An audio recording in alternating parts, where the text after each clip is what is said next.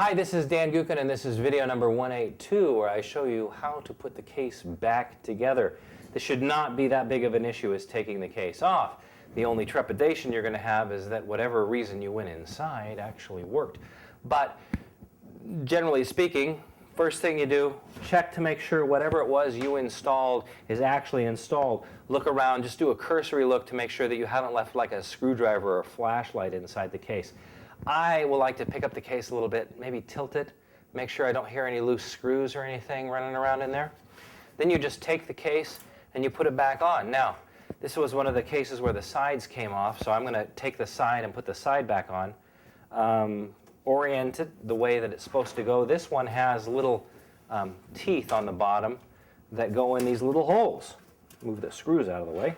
And the key here is to line up those teeth in the holes. I'm losing my cable. And on the top and the bottom. Once they're in, you just give it a little push over to the side like that. And then kind of finger tighten those screws to start. Now, I do not recommend that you actually tighten the whole thing closed right away. Just a little finger tightening to make sure those screws aren't going to fly off.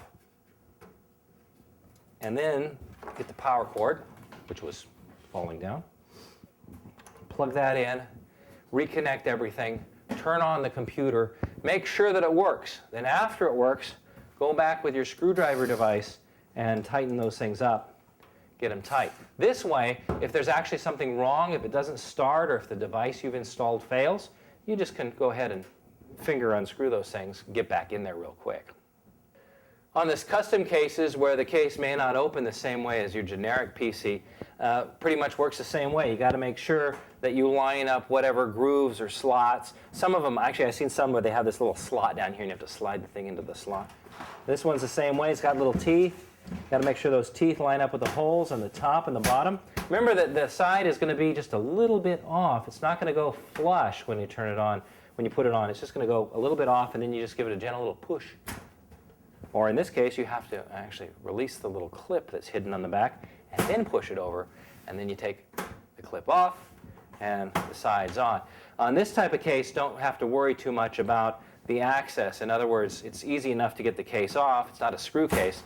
You can just go ahead and pop it off again in case the update didn't work. A lot easier. That's why they designed these cases in the first place.